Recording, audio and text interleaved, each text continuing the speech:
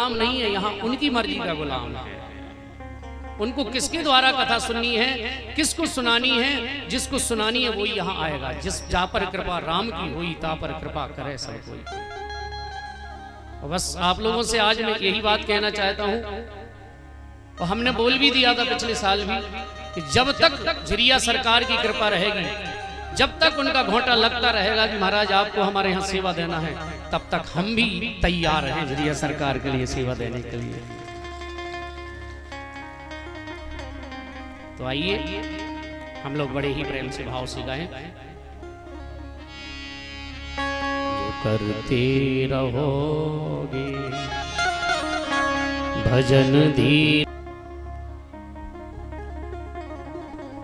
भगवान रामलला बारात लेकर के वापस आए हैं। भगवान की जो माताएं हैं, तीनों माताओं ने बड़ी सुंदर आरती सजाई और चारों बहुओं की आरती उतारी। हाँ। माताएं ध्यान से सुने इस कथा को। बहू जब घर में आती है ना,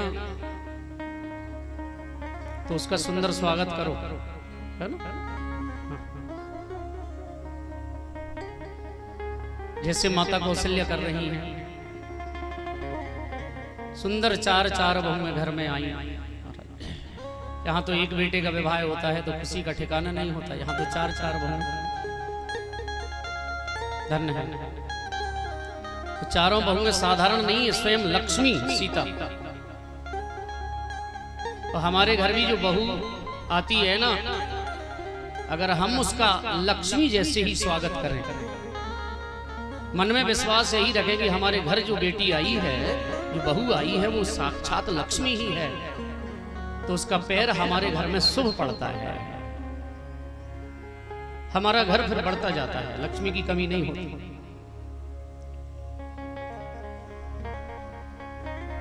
इसलिए बेटी से बड़ा धन क्या है। सुंदर स्वागत किया।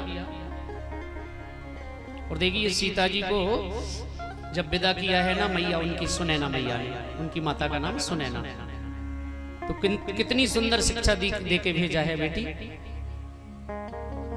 तुम जा तो रही हो, सास ससुर के रूप में तुम्हें एक दूसरे माता पिता मिलेंगे। पति की सेवा करना, पति के अनुसार ही चलना, ऐसी सुंदर शिक्षाएं दी जाती थी माताएं पहले। अब आजकल तो ऐसी शिक्षा दी जाती है कि बेटी चिंता मत कर, जा रही है और कोई अगर आंख दिखाए तो फोन लगा देना, फिर हमने देखा। अब बताओ, माताएं सीख लें कथा से। बेटी को हमने विदा कर दिया, समझो बेटी अब उस घर की हो गई, हम उसके जीवन में दखल अंदाजी ना करें, उसका जीवन बढ़िया चलेगा। और आपने अगर दखल अंदाजी शुरू कर दी, समझ लेना फिर वो पति पत्नी का रिश्ता टूटने से कोई नहीं बचा सकता। अच्छा, एक बात और है, मुझे एक चीज पे बड़ी हंसी आती है कि ये जो माताएं होती है ना, इनमें ज्ञान बहुत होता है, लेकिन कब होता है इनमें ज्ञान, कब आता है? जब जी अपने माए के आएंगी और फिर इनकी जो भाभी जी है, वास कहेंगी कि भाभी जैसो करोगी वैसो ही भरोगी। भाभी ये ज्ञान बांटेंगी, क्या बांटेंगी? रक्षाबंधन पे आई और रोंगी, भाभी इनको ख्याल रखियो मम्मी पापा मेरे, कहे कि तुम करोगी वैसे ही तुम्हारे संग में हो। एक में वहां से फोन आओ ससुराल से कि तुम जो लुड़िया सिर फोड़ के गई हो 18 टाँके आए हैं, वहां ज्ञान बांट रही है। बड़ा विचित्र संसार है। अच्छा, हम तो भाई सही की सही कहते हैं, भैया तुम अगर नाराज हो जाओ मैया आए तो बिल्कुल भैया ज्यादा और का है, बुलाओगे नहीं, अरे पंडित जी अच्छी नहीं है। और भैया हम तो सही बात कहते हैं, उस सुधारने का काम ही संसार का दिया है भगवान ने हमें। आपको तो कथा के माध्यम से लोगों को सुधारना है, भले ही लगे कभी। पहले सुंदर शिक्षा दी जाती थी बेटी को, बेटी तुम जा तो रही हो लेकिन बड़ी सुंदरता से रहना है, ऊंची आवाज में बात नहीं करना, सास ससुर को ही माता पिता मानना, और जो ननद है ना उसको अपनी छोटी बहन ही मानना, और जो देवर है उसको भाई जैसे प्यार करना। लेकिन आजकल की शिक्षाएं तो आप जानते ही हैं, आजकल तो कहती हैं शेष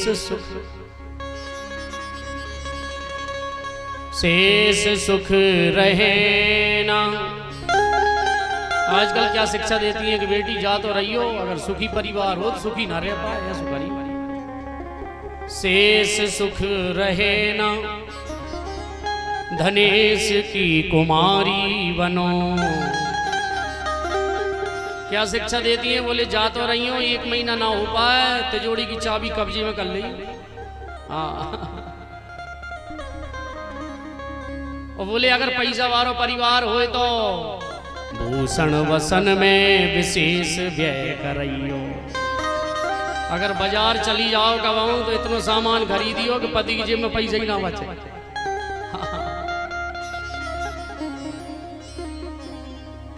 प्रेमी परिवार से खटपट नित होती रहे।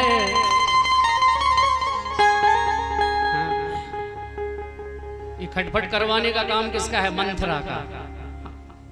ये मंथराएं जो रहती है ना बीच में, ये सब गड़बड़ करवा देती है। प्रेमी परिवार में खटपट नित होती रहे, चटपट हो पृथक नित पति को पड़इयो। पति शाम के आए तो कान भरता ही रहिए, तुम्हारी माताजी ऐसी, तुम्हारी बहन ऐसी, तुम्हारा भाई ऐसा, तुम्हारे पिताजी ऐसे। आजकल की शिक्षा है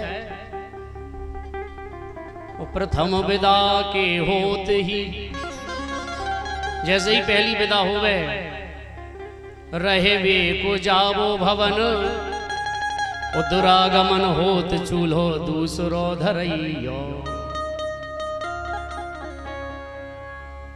लेकिन धन्य है सुनैना मैया, पुत्री पर पिता का स्नेह तो होता है, अपितु माता का प्रेम विशेष होता है। जिस समय मां सुनैना पुत्री की विदाई के समय क्या समझाइश देती हैं, कितनी सुंदर शिक्षा दी है मां ने। सुनैना भगवान राम जी से क्या कहती हैं? यह जान की जोत जिया की मेरी, सुकुमार हिया शुभ लइयो ना। मिथिलापति मौन दिया सी रहे, मत या की अबोध खिजइयो ना। सखियन के संग सुनैना कहे, अखियन से वोट पठइयो ना। रघुनंदन प्राण प्यारे कवहूं, अनजान जिया सुर सइयो ना। आज से तुम एक बंधन में बंध रहे हो, प्रेम से रहना, प्रेम से बात करना। अगर कोई गलती भी हो जाए तो शांति से उसको निपटा लेना। आज अयोध्या में आनंद की सीमा नहीं है, ढोल लंगाड़े बज रहे, आनंद उत्सव मन रहा है। और माताएं ध्यान दें, जिसके घर में मंगल चाहिए, जिसे अपने घर में मंगल ही मंगल चाहिए, जिस घर में उत्पात होता है, जिस घर में रोज लड़ाई झगड़े होते हैं, जिस घर में रोज लोग बुराई भलाई बात करते हैं, यदि आपके घर में शांति चाहिए, आपके घर में प्रसन्नता चाहिए, तो आप ये जो चौपाई हम बोल रहे हैं, ये चौपाई याद कर लेना। रामायण में है। कौन सी है? तो आइए मेरे साथ गाइए।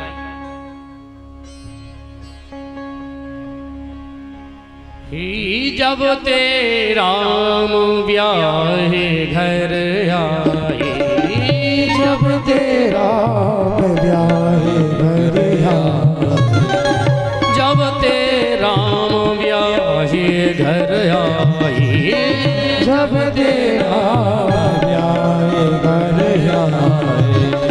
नित नव मंगल मोद बधाई, नव मंगल मोहि बधाई। भुवन चारि दश भूधर भारी, भुवन चारि दश भूधर भारी।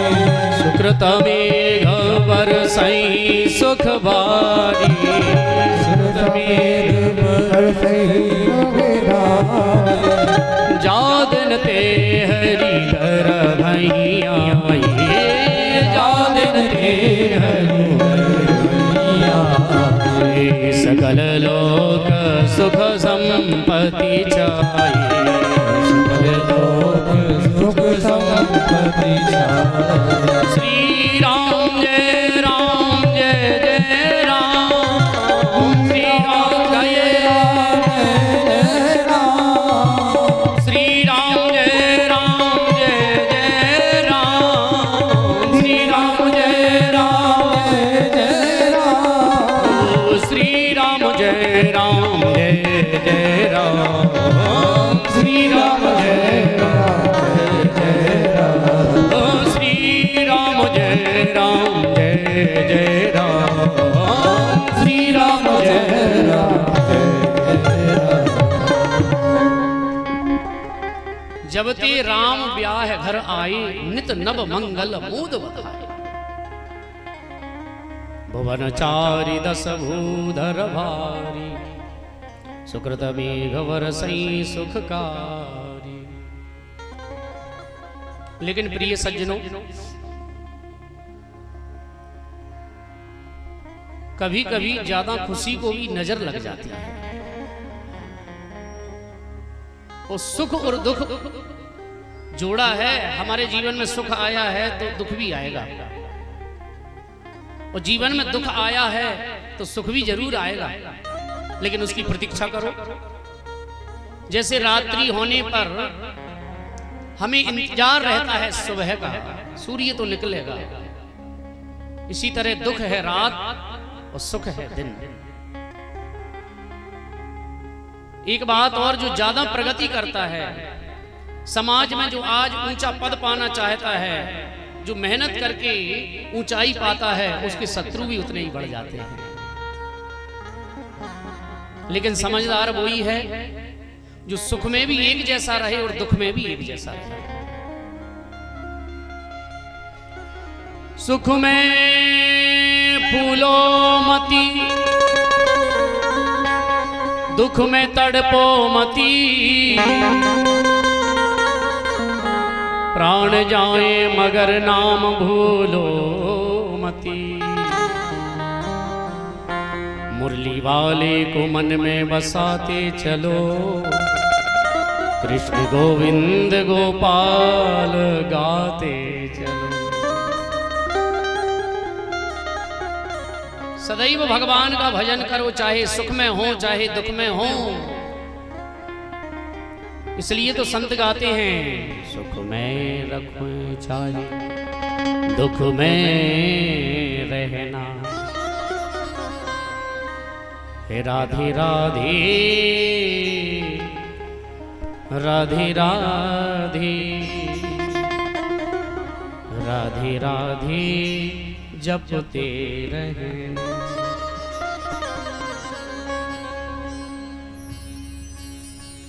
अब समय आया, एक दिन राजा दशरथ प्रातःकाल स्नान करने के बाद कांच के सामने खड़े हो गए। अपने चेहरे को देखते हैं कि चेहरे में झुर्रियां पड़ गई। मेरा चौथापन आ गया, बुढ़ापा आ गया। आप लोग भी इस कथा को श्रवण करें। हमारा भी जब घर में बेटा बड़ा हो जाए, काम काज करने लगे, वो बाल सफेद हो जाएं, तो फिर माला ले लेने चाहिए, रामायण कहती है। तो राजा दशरथ ने भी विचार किया, श्रवण समीप भये सित केसा, मनहु जरटपन अस उपदेशा। राजा दशरथ ने विचार किया कि मेरा बुढ़ापा आ गया, अब मैं क्यों ना अपने बेटे को ही राज्य का भार दे दूं। माताएं आप लोग भी ध्यान देना, बाल सफेद हो जाएं तो माला ले लो और तिजोड़ी की चाबी बहुए सौंप दो। लेकिन अब बुढ़ापे में तो और माया चेट महाराज ते जोड़ी की चाबी नहीं छूटे। कजू गए महाराज बहुए दई हो, बहू ने गड़बड़ करी। अच्छा हमारे जावे के बाद भी तो गड़बड़ कर सकते हो, जैसे अच्छी सामने ही देखो कैसे करेगी, सामने ही सब सौंप दो, ते जान तेरा काम जान भैया। हाँ वैसे हमारे जीवन में सही का जो जीवन हमें मिला है वो केवल 20 वर्ष का ही है। कितने वर्ष का है? देखिए हम कोई बात मनगढ़ंत नहीं बताते, हमें जो उम्र मिली है केवल 20 साल तक ही उम्र सही है, बाकी बेकार है। और ये 20 साल की उम्र ही हमारी उम्र है। आप कहेंगे महाराज कैसे? तो एक पुराण में कथा आती है कि भगवान जब उम्र बांट रहे थे तो सब लाइन से खड़े थे। अब भगवान तो नाम भी उनका है समदर्शी, सबको बराबर देने वाले हैं। अच्छा सबसे पहले लाइन में खड़ा था मनुष्य। मनुष्य जानो हम लोग। अच्छा मनुष्य को उम्र की बहुत चिंता है। मनुष्य ने सोची कि एक काम करो, भगवान उम्र देंगे तो 2-4 साल हम पैसा देकर बढ़वा लेंगे। आगे ही खड़ा था। भगवान ने कहा जाओ 20 साल उम्र दी। मनुष्य कहने लगा महाराज 20 साल में तो हम बस क्या कर पाएंगे, थोड़ी सी उम्र बढ़ जाती, भले 1-2 लाख रुपया ले लो, 2-4 बीघा जमीन नामे करवा देता। अच्छा सही बताओ, उम्र अगर पैसा से बढ़ती तो भैया पैसा वाले तो भाई कभी मरते ही नहीं, उम्र नहीं बढ़ती। भगवान ने कहा नहीं मैं तो बराबर दूंगा सबको, चलो। मनुष्य को एक साइड भगा दिया। दूसरे नंबर पर आता है कौन? गधा, जो बोझा ढोता है। भगवान ने गधा को भी दी, जाओ 20 साल दी। गधा बोला महाराज कहां 20 साल तक दूसरों का बोझा ढोएंगे, कम करो उम्र। अब देखिए भगवान के लिए बड़ी समस्या है, कोई कहता है बढ़ाओ, कोई कहता है कम करो। भगवान बोले नहीं हम तो सबके लिए बराबर देंगे। तीसरे नंबर पर खड़ा था स्वान यानी कुत्ता। भगवान ने कहा जाओ 20 साल दी। कुत्ता बोला महाराज कहां दूसरों के टुकड़ों पे 20 साल पड़ा था, दरवाजे पर भौंकना अलग से पड़ता है। भगवान ने कहा नहीं जाओ। चौथे नंबर पर उल्लू। उल्लू जानो? उल्लू जिसको रात में दिखाई देता है, दिन में दिखाई नहीं देता। भगवान ने कहा जाओ 20 साल दी। उल्लू बोला महाराज दिन में तो दिखाई देता नहीं, रात में दिखाई देता है, क्या करेंगे 20 साल लेके, कम करो उम्र। लेकिन भगवान बोले नहीं हमारे लिए तो बराबर है, हम तो सबको बराबर देते हैं। अच्छा मनुष्य के मन में अभी भी एक विचार उमड़ रहा है कि अगर भगवान के पास 2-4 साल बची हुए, 1-2 लाख लेके और कहूँ बढ़ा दें। पतली गली से गया और नारद जी से बोला कि महाराज आप भगवान के पियो, आप कह दो ना थोड़ी उम्र बढ़ जाए हमारी।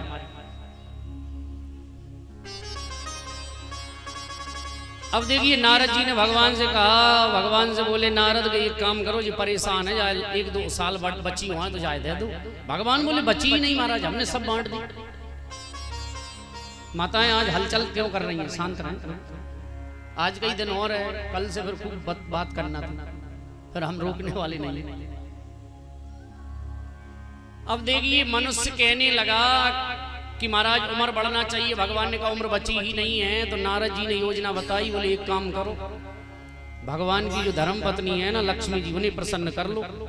और संसार में कोई ऐसा पुरुष नहीं है जो अपनी पत्नी की बात ना माने। अब वो व्यक्ति गया तो सेवा की लक्ष्मी जी की। लक्ष्मी जी शाम को भगवान आए। लक्ष्मी जी ने कहा महाराज भोजन बाद में करना, पहले जाके सुनो जी क्या बोल रहे हो। भगवान ने कहा ये यहां भी आ गया। बोले महाराज बस एक ही उपाय है, उम्र बढ़ा दो हमारी। भगवान ने कहा बची ही नहीं है। लक्ष्मी जी बोले महाराज एक काम करो, तुम जल्दी बढ़ाओ उम्र जाके, तभी आज भोजन मिले वो शाम को। तो भगवान ने कहा उम्र बची ही नहीं है। तो बोले कुछ भी हो जाएगी, उम्र बढ़ाओ, जैसे बने वैसे, कोई उपाय तो होगा। भगवान ने कहा एक उपाय है। मनुष्य चरणों में गिर गया, महाराज क्या लाख रुपया तुम बताओ, जल्दी उपाय बताओ। भगवान बोले कि जाको रुपया ही रुपया दिखाए, और कहीं ना दिखाए। अब महाराज भगवान बोले कि देखो जिनको मैंने उम्र दी है वो अगर अपनी उम्र में से ट्रांसफर कर दें, जैसे एक खाते में से दूसरे खाते में रुपया चले जाए तो उम्र बढ़ सकती है। अच्छा मनुष्य दौड़ा कहां? गधा को ढूंढ रहा है, बोले भैया जिसे 20 साल मिली है वो कह रहा था कम करो, वही से ले लो। दौड़ा दौड़ा गया, गधा से कहने लगा महाराज उम्र दोगे का? गधा बोले हम तो देवी खड़े हैं। तो बोले कितनी? बोले 10 साल दई, ट्रांसफर हो गई। तो 20 साल की जो उम्र है वो हमारी है। 20 साल तक हम लोग खूब भोजन करो, खूब घूमो, बढ़िया पहनो, बढ़िया खाओ, बढ़िया पहनो, सारी व्यवस्थाएं 20 साल तक। और 20 के बाद जैसे ही विवाह हुआ, वो किसकी लग गई उम्र? गधा की। पत्नी ने कहा क्या कर रहे हो? घरे बैठे बैठे। तो मंडी में गए, वो बोझा ढोने लगे। वो गधा की उम्र है तो ढोना ही पड़ेगा। समझ गए? कहा कि हम कोई भी बात बिना प्रमाण के नहीं बोलते। अच्छा, फिर भी मनुष्य कहने लगा कि महाराज अभी भी उम्र बढ़ जाए। कुत्ता को ढूंढा, कहाँ है? बोले महाराज दई 10 साल। और जैसे ही 50-40 पार करते हैं, बेटा घर में बड़ा हो जाए, बाकी शादी हो जाए, फिर वो उम्र लग जाती है किसकी? कुत्ते की। बैठे हैं दरवाजे पे, बेटा भाऊ ना कोई सुनता, भौं भौं भौं भौं, ना बेटा सुनता, ना भाऊ सुनती, ना घर वाले सुनते। किसकी उम्र है वह? हाँ, समझ रहे हैं ना? फिर भी मनुष्य बोला महाराज और उम्र बढ़ जाए। उल्लू बोला बिल्कुल दई 10 साल। और जैसे ही 60 के हो तो तुम देख लियो कोई बूढ़ो बाबा बैठो 60 वालों, बिल्कुल उल्लू जैसा चेहरा हो जाए। और न वह दिन में दिखाई दे न रात में दिखाई दे। किसकी उम्र है? वह उल्लू की। इसलिए तो ये संसार परमानेंट नहीं है, ये व्यवस्था परमानेंट नहीं है। सांसों का कोई भरोसा नहीं है। इसलिए सारा संसार मतलब का है, ये झूठा संसार है। झूठा है संसार, धोखा खाएगा। कर ले हरि से प्यार नहीं तो पछताएगा।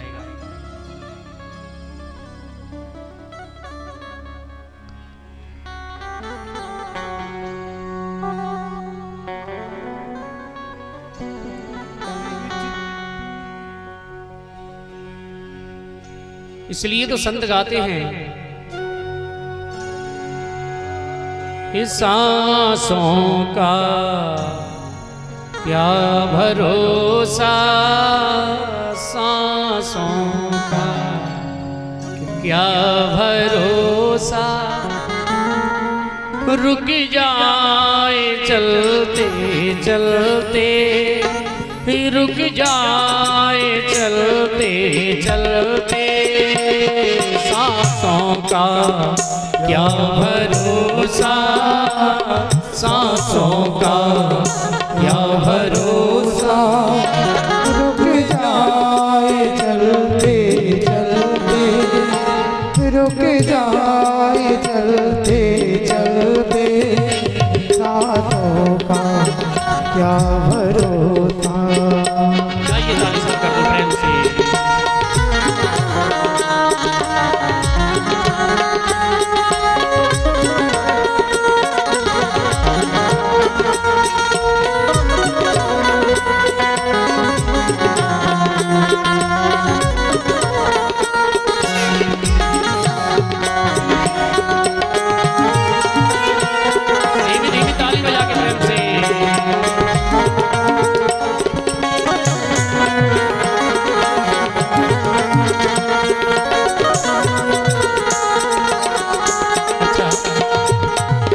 जिसको भरोसा है सांसों का वो भले ही ना बजाए ताली। भाई सांसों का कोई भरोसा नहीं है, कब निकल जाए। जो श्वास निकल चुकी है वो वापस नहीं आती। जीवन की है ये ज्योति, जीवन की है ये ज्योति, बुझ जाए जलते जलते, बुझ जाए जलते जलते, सांसों का क्या भरोसा, सांसों का क्या भरोसा, रुक जाए चलते चलते, रुक जाए चलते चलते।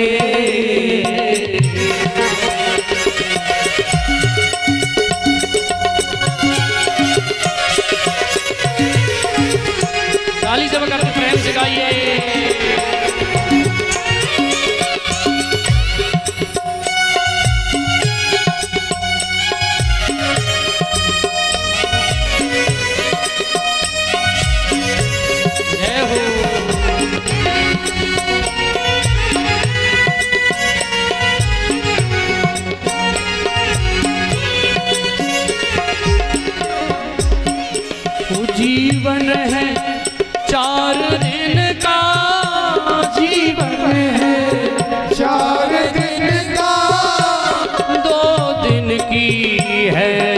जवानी, 2 दिन की है जवानी, हो 2 दिन की है जवानी, 2 दिन की है जवानी। जब आएगा बुढ़ापा, जब आएगा बुढ़ापा, अच्छा नहीं आएगा क्या बुढ़ापा? आएगा।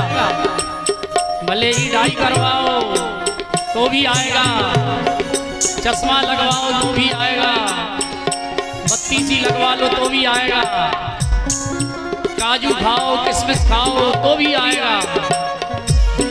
इसलिए ये जब आएगा बुढ़ापा, जब आएगा बुढ़ापा, वो थक जाए चलते चलते, थक जाए चलते चलते, ये सांसों का क्या भरोसा।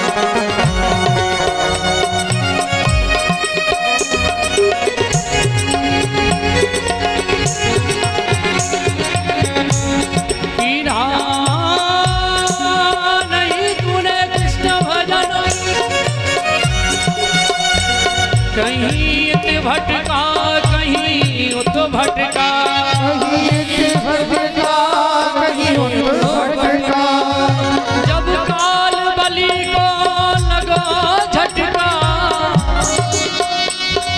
तू भूल गयो अटका लटका, भूल गयो अटका लटका।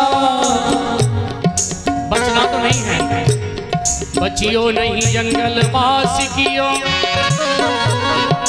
बचियो नहीं शीश रखाए जटा, बचियो नहीं वेद पुराण पढ़े, बचियो नहीं ऊंचे उठाए अटा, बचियो नहीं ऊंचे उठाए अटा। यह संसार चराचर है,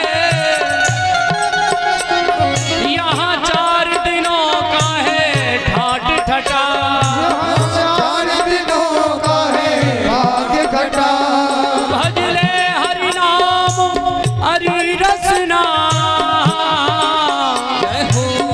अंत समय तो काल डटा, अंत समय तो काल डटा।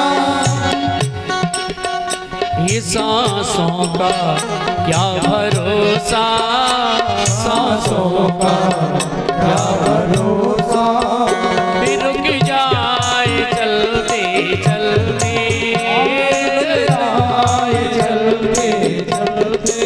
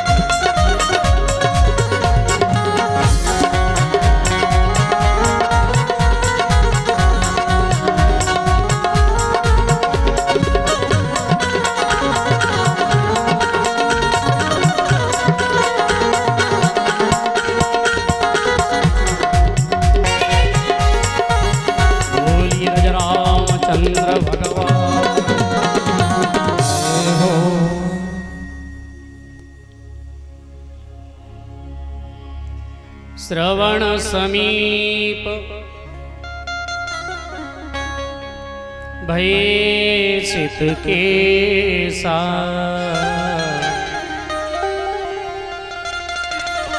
मनहु जरठपन अस उपदेशा।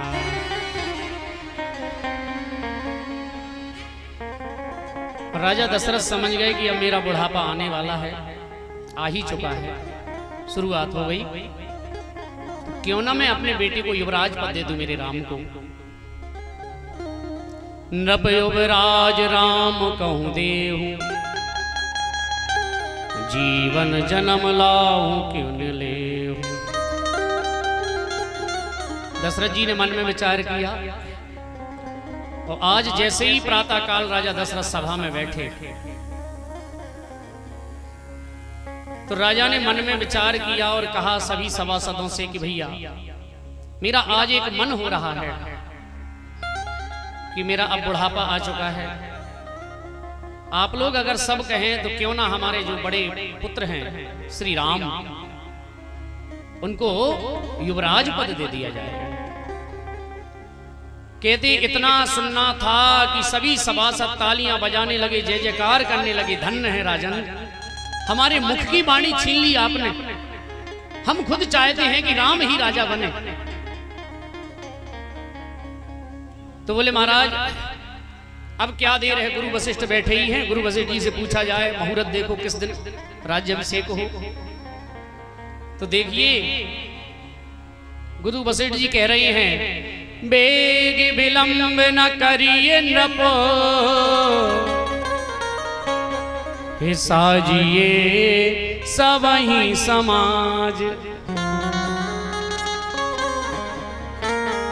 सुदिन सुमंगल होई जब, हे राम होई युवराज। हे राजन सारे समाज को इकट्ठा करो, जो जो सामग्री युवराज पद के लिए तैयार होती है वो सभी मंगवाओ। और धन्य है वो दिन जिस दिन राम राजा बनेंगे, उस मुहूर्त को निकालने की क्या जरूरत। कहते हैं भगवान के लिए, भगवान की कथा के लिए, भगवान के लिए मुहूर्त की जरूरत नहीं है। जिस दिन माला लेकर के भजन प्रारंभ कर दो उसी दिन से शुभ मुहूर्त लग जाता है भगवान के नाम का। बेग विलंब न करिए न, अब देर मत करो महाराज। तैयारियां होने लगी। तिनहि सुहाए न अवध बधावा, चोरन चांदनी रात न भावा। अब ढोल नगाड़े जब अयोध्या में बजे तो देवताओं ने सुनी। अब देवता तो बड़े स्वार्थी हैं। देवता सोच रहे हैं कि अगर ये भैया बधाई काहे बज रही हैं, बोले राम राजा होंगे, बोले राम राजा होंगे तो फिर हो गया हमारा कल्याण। रावण को कौन मारेगा। जैसे चोर को चांदनी रात अच्छी नहीं लगती, ऐसे ही देवताओं को वो ढोल नगाड़े अच्छे नहीं लग रहे।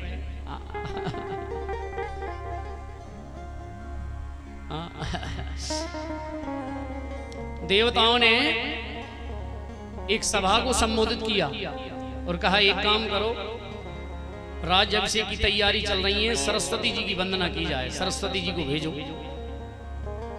सरस्वती जी से कहा गया तो सरस्वती जी आई और कहते हैं मंथरा।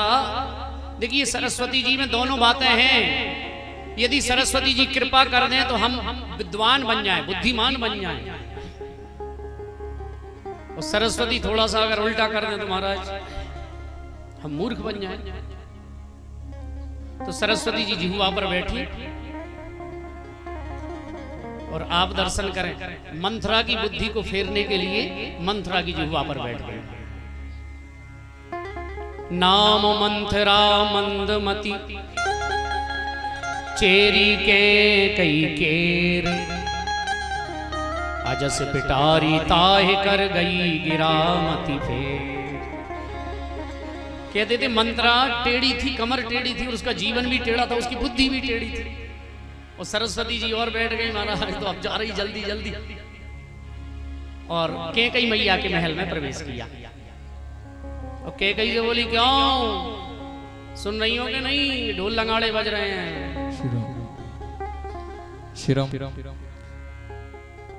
श्रीमती मुन्नीबाई साहू परमार साहू निवासी सदुआ और हमारे धर्मेंद्र भैया जी, उनके परम पूज्य माता पिता जी, वो महाराज श्री का स्वागत वंदन करना चाहते हैं। तो उनसे निवेदन है शीघ्र आए और मंच पे महाराज श्री का स्वागत वंदन करें।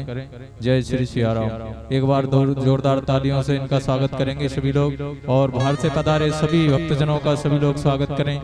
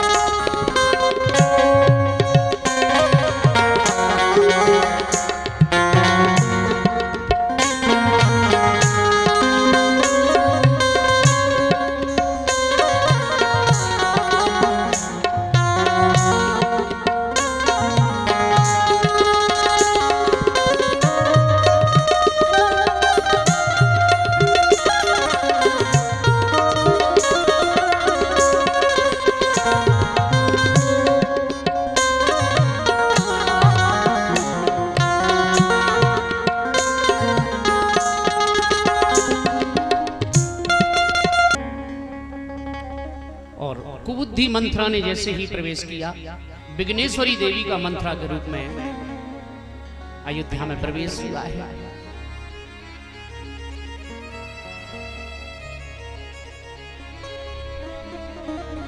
प्रिय सज्जनों, कभी कभी ज्यादा खुशी को नजर लग जाती है।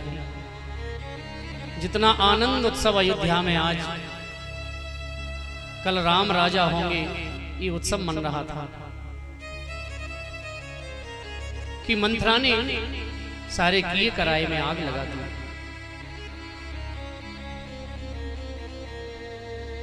कैकई से कहा, अरे रानी जी, आपको पता है ना तुम्हारे साथ ये छल हो रहा, तुम्हारा बेटा भरत यहां नहीं है, तुम समझ नहीं रही हो, और राम के लिए राजा बनाया जा रहा है। तुम्हें पता है जब राम राजा बन जाएंगे तो हे बहना, तुमको नौकरी करना पड़ेगी, नीचे रहना पड़ेगा, तुम्हारा जो बेटा भरत है उसको दास बन करके रहना पड़ेगा। कैकई बोली कि अरे दुष्टा, तू ये क्या बोल रही है? राम तो मेरे लिए बहुत प्रिय हैं, मुझे राम से प्रिय संसार में कोई नहीं है। लेकिन मंत्रा कहती है यही तो बात है कि तुझे समझ में नहीं आ रहा। तूने एक कथा सुनी है, कद्रू और विनीता दोनों बहनें सगी बहनें थी, और जो कद्रू थी ना वो सर्पों की माता थी, विनीता जो गरुड़ जी की माता थी। दोनों में शर्त लगी तो विनीता को कद्रू की दासी बनकर के रहना पड़ा। ऐसे ही तुझे दासी बनना पड़ेगा। तो कहते हैं कुबुद्धि वाली मंत्रा ने जब कैकई के मनोभाव को ही बदल दिया,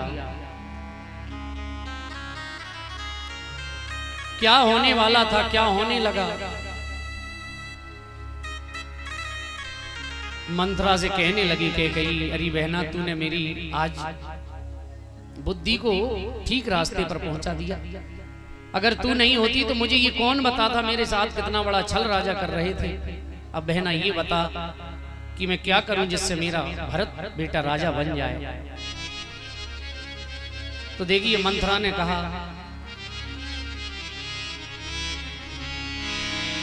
ये दुई वरदान भूप सन थाती। हे रानी कैकई, तुम वो दो वरदान क्यों नहीं मांग लेती जो राजा दशरथ एक बार देवासुर संग्राम में गए थे, तब तुमने उनकी सहायता की थी, उनके प्राण बचाए थे। तो उन्होंने कहा था कि रानी मैं तुम पे प्रसन्न हूं, तुम मुझसे 2 वरदान मांगो। तुमने कहा था समय आएगा तो मांग लेंगे। वो आज दोनों वरदान मांग लो।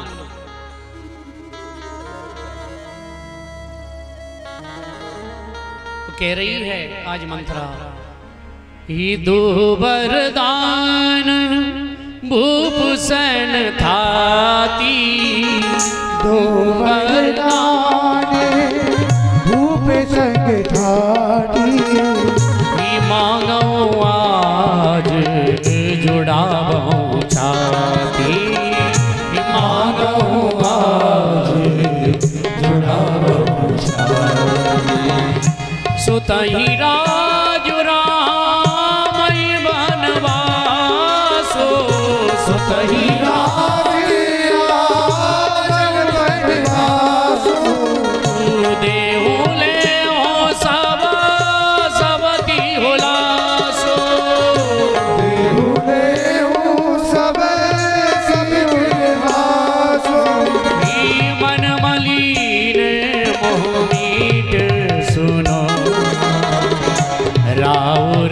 सरल सुभाव हो,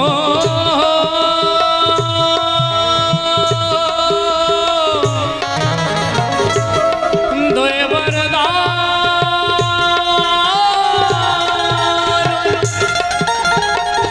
भूप सन थाती, दोय वरदान भूप सन थाती,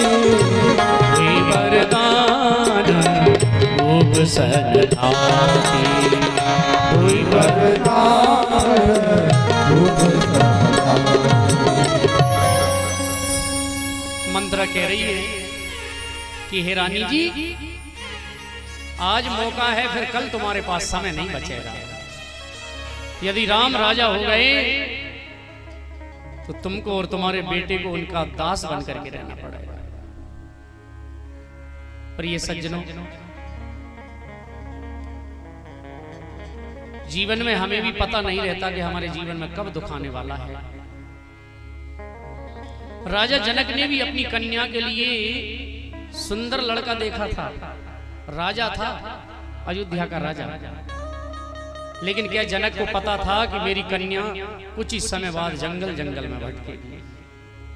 जिसको मैंने नाजों से पाला, फूलों पर पड़ी, फूलों पर पली, महलों में रही, उस कन्या को जंगल में जाना पड़ेगा। वो गरीबी एक ऐसा अभिशाप है, भगवान गरीब किसी को ना बनाए। देने वाले किसी को गरीबी न दे, मौत दे दे मगर बदनसीबी न दे, बदनसीबी न दे। इसलिए भगवान से प्रार्थना करो, हे भगवान दीन बंधु दयालु दया कीजिए, वरना हमको यहाँ से बुला लीजिए। हे दीन बंधु, हे दयालु, देखिए मेरे राम आज कैकेयी भी कोप भवन में चली गई है। कोना को संगति पाए नसाई, इस कथा से भी सीख लेना। बुरे व्यक्तियों का साथ हम करेंगे, बुरे व्यक्तियों की बात सुनेंगे तो धीरे धीरे बुराई दिमाग में आने लगेगी। शराबियों का संग करोगे शराबी बन जाओगे, जुआड़ियों का संग करोगे जुआड़ी बन जाओगे, और धर्मात्माओं का संग करोगे तो धर्मात्मा बन जाओगे। जीवन में यही साथ है। कोप भवन गई, शाम को राजा दशरथ आए। ये समाचार मैं अपनी प्रिय रानी कैकेयी को सुनाऊंगा, लेकिन पता चला कि वो तो कोप भवन में है। कोप भवन का नाम सुनते ही राजा दशरथ का हृदय फूट पड़ा कि ना जाने अब क्या होने वाला है।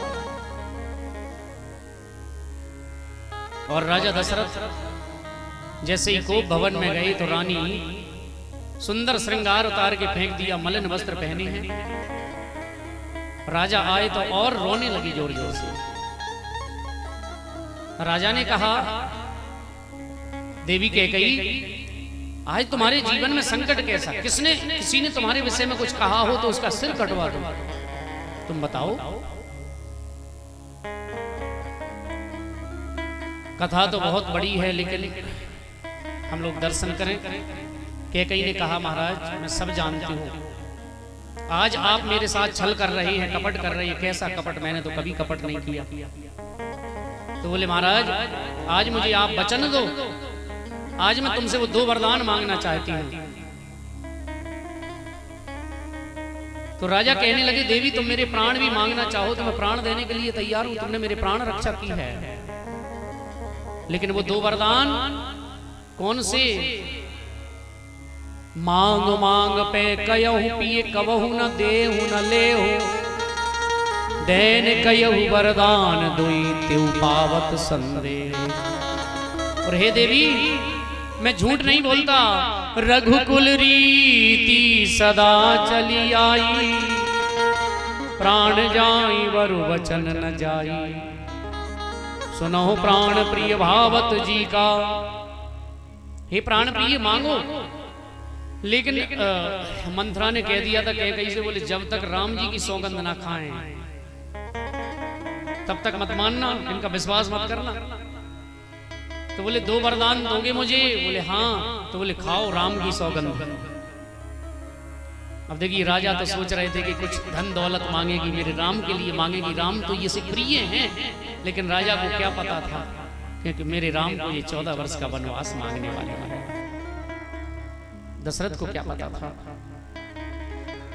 कहा, मारे देवी मैं राम की सौगंध खाकर के कहता हूं कि तुम जो मांगोगी सो मैं दूंगा, मेरे प्राणों से बढ़कर तो कुछ है ही नहीं है। लेकिन राजा ये भूल गए थे कि प्राणों से बढ़कर उनके प्रिय राम हैं।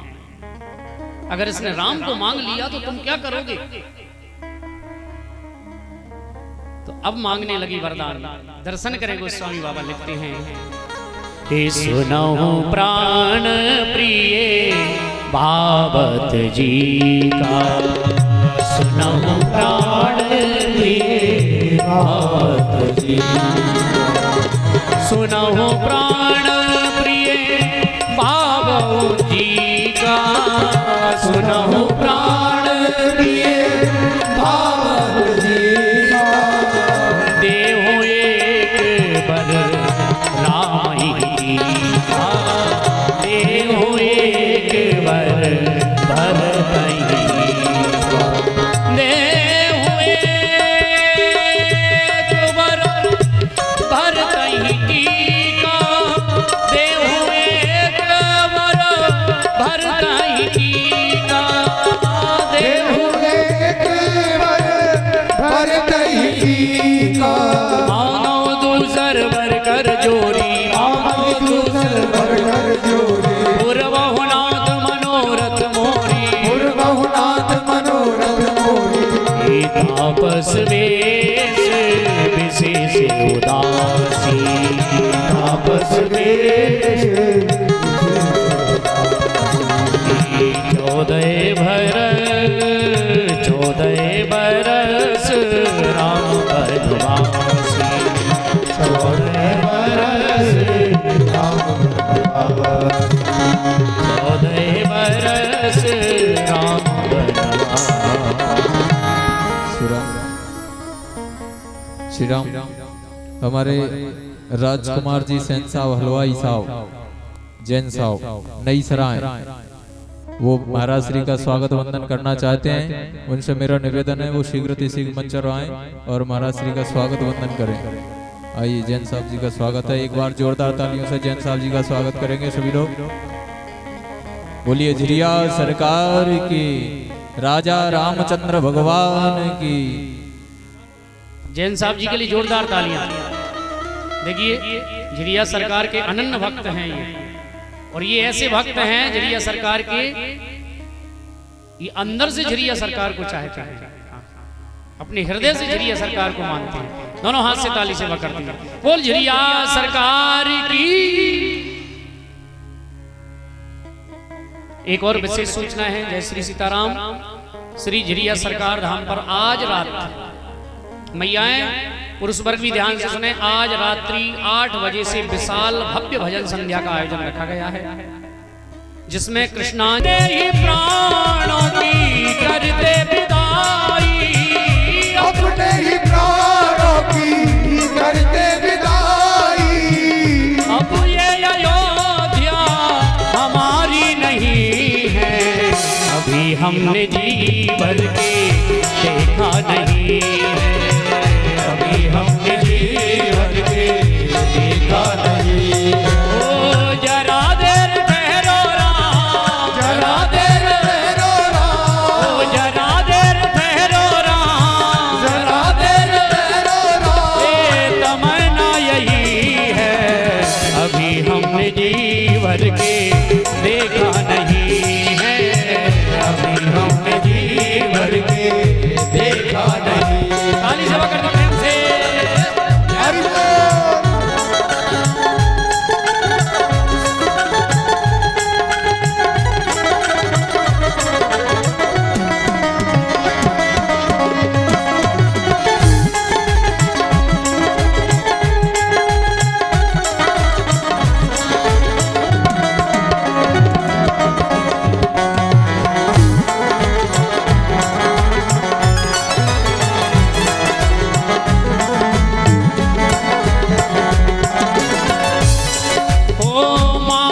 कौशल्या की आंखों के तारे, माता कौशल्या की आंखों के तारे, दशरथ जी के राज दुलारे, दशरथ जी के राज दुलारे।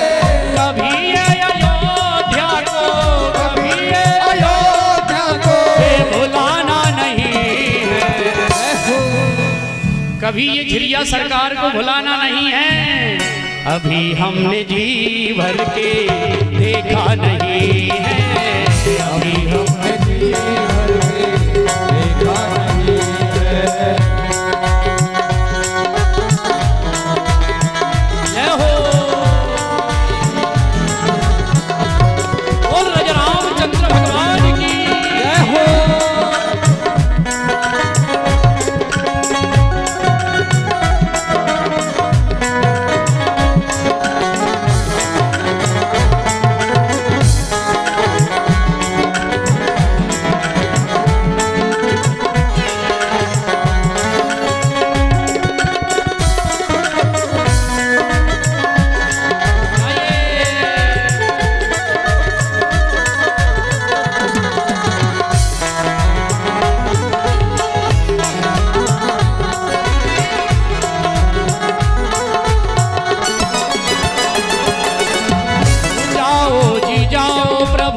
समय हो रहा है, जाओ जी जाओ प्रभु समय हो रहा है।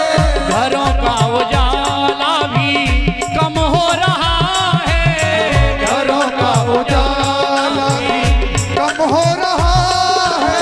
ये अंधेरी निशा का, अंधेरी के साथ ठिकाना नहीं है, अभी हमने जी भर के देखा नहीं है, अभी हमने जी भर के देखा नहीं है, अभी हमने जी भर के देखा नहीं है, अभी हमने जी भर के देखा नहीं है। प्रेम से गाइए।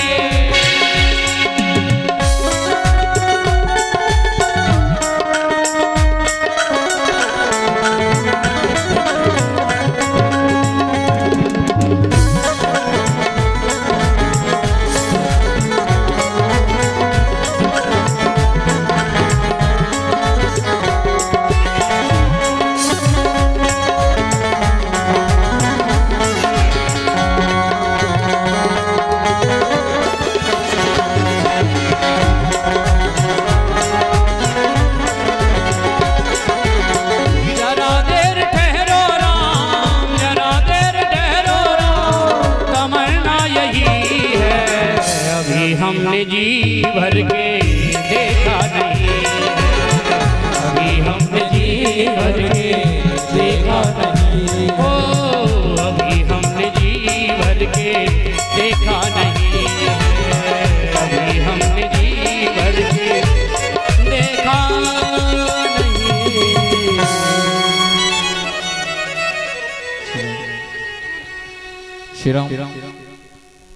पुनः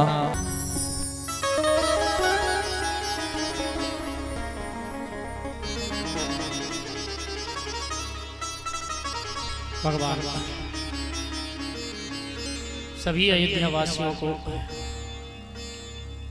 तमसा नदी के किनारे सोता छोड़ करके प्रभु का रथ आगे बढ़ता है। प्रिय सज्जनों, भगवान आगे गए तो निषाद राज वो श्रृंगवेरपुर का जो राजा था, निषाद राज ने जब जाना कि भगवान आ रहे हैं तो निषाद राज ने भगवान की सुंदर स्वागत किया।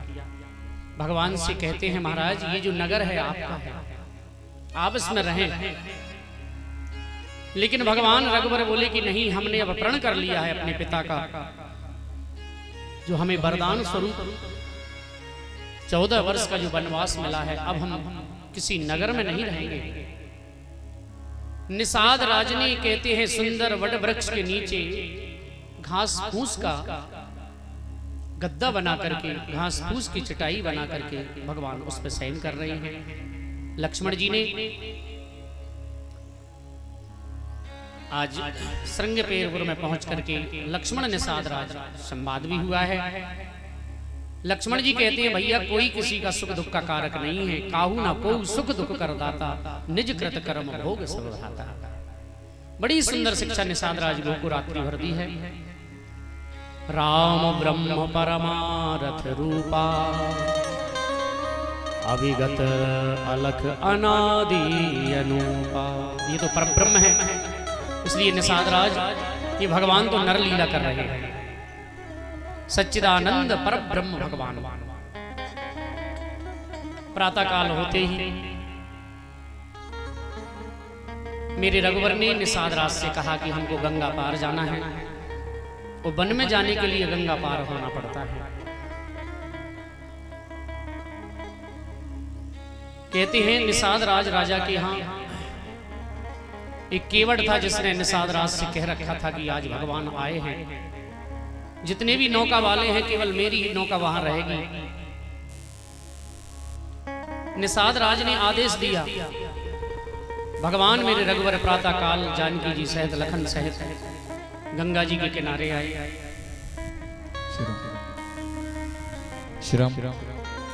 श्री स्वागत की वेला में श्री शिव हरे कंस्ट्रक्शन कंपनी नई सराय से श्री मनीष शिवहरे जी महाराज श्री का स्वागत वंदन करना चाहते हैं। उनसे मेरा निवेदन है वो शीघ्र आए और महाराज श्री का स्वागत वंदन करें। एक बार जोरदार तालियों से शिवहरे जी का स्वागत करेंगे सभी लोग।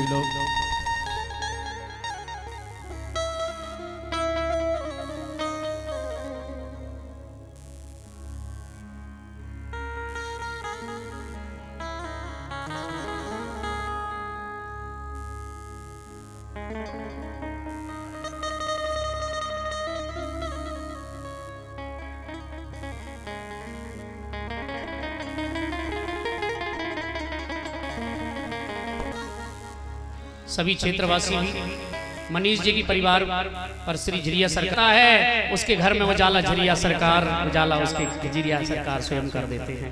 तो झरिया सरकार की कृपा ऐसे ही इन पर बनी रहे। आप लोग भी यहाँ हाजिरी लगाते रहें। जो जिससे बन पड़े वो यहाँ, जो जैसा जिस कार्य का करने वाला व्यक्ति है वो यहाँ वो सेवा देता रहेगा।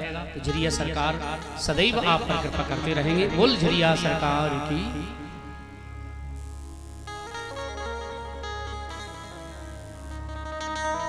एक बार पुनः जोरदार तालियां मनीष भैया के लिए।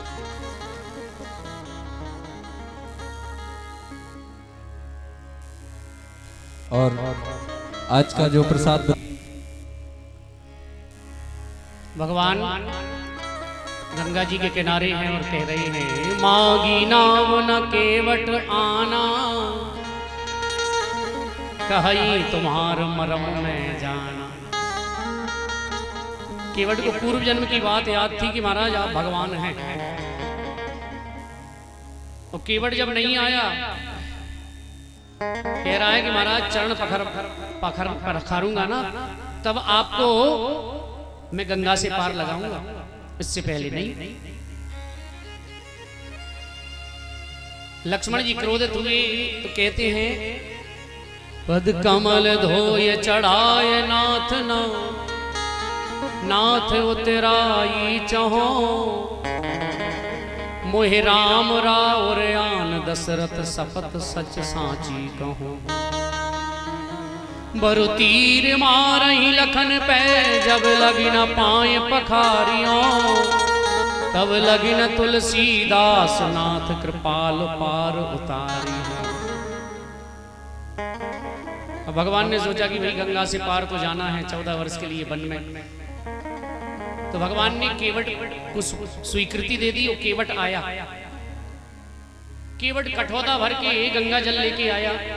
राम जी बोले महाराज हमें जल्दी गंगा से पार करो, नहीं अयोध्यावासी आ जाएंगे तो हमको फिर जाने नहीं देंगे। केवट बोला कि देखो महाराज मेरा तो नियम है, जो पहले आता है मैं पहले उसको उतारता हूँ। राम जी बोले तो भैया सबसे पहले तो हम आए हैं। केवट बोला नहीं महाराज आपसे पहले कोई और आया है जिसे मैं पार उतारना चाहता हूँ। बोले कौन? बोले मेरे जो पूर्वज हैं दादा परदादा वो कब से इस गंगा जी के किनारे पड़े हैं और मैं चाहता हूँ कि सबसे पहले आपके पदों की जो रज है वो मैं उनको ही समर्पित कर दूं, जिससे उनका बेड़ा पार पहले हो जाएगा, गंगा से पार हो।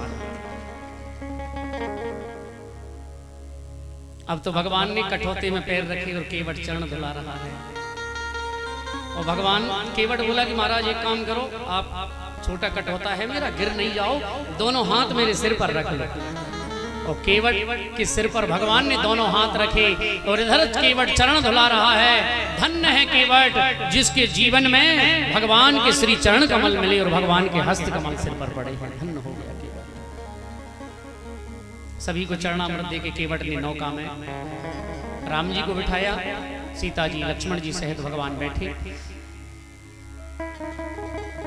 अब देखिए केवट गंगा जी में जब नौका ले जा रहा है तो गा भी रहा है, मेरी नैया में लक्ष्मण राम ओ गंगा मैया धीरे बहो। अब केवट क्या करता है, नौका ले जाता है और बीच में ले जाकर फिर लौटाने लगता है, फिर ले जाता है फिर लौटाने लगता है। ऐसे केवट चाह रहा है कि अगर मैंने पार कर दिया और भगवान गए और जब तक नौका में बैठे हैं तब तक मैं दर्शन कर रहा हूं। ऐसे ही गंगा जी का तट हो और मुख में तुलसी दल हो, मेरा सावरा निकट हो जब प्राण तन से निकले। धन्य है। अच्छा भगवान ने कहा केवट भैया तुम जी क्या कर रहे हो, चक्कर लगा रहे हो बार बार। अच्छा केवट बोला कि महाराज तुम 4-5 चक्कर में ही परेशान हो गए और हमें तुम 84 चक्कर लगवाओ जब हमारी का हालत होती होगी। धन्य है, ये भाव है। केवट ने गंगा से पार किया भगवान को।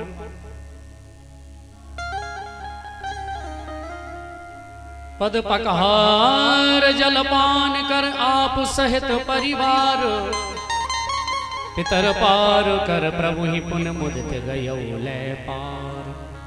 केवट ने दंडवत किया भगवान को। भगवान ने मन में शंका की कि मैं अयोध्या का राजा अब नहीं रहा, लेकिन क्या है कुछ तो मैं दूं। देखिए पति के इशारे पर चलने वाली धर्म पत्नी पिए ही की सिय जानन हारी। सीता जी समझ गई कि राम जी कुछ देना चाहते हैं, राम जी पे तो कुछ है ही नहीं। तो मन मुदरी मन मुदित उतारी। आइए हमारे संत भगवान पधारे हैं, एक बार जोरदार तालियों से उनका हम और आप स्वागत करेंगे। बोल संत भगवान की।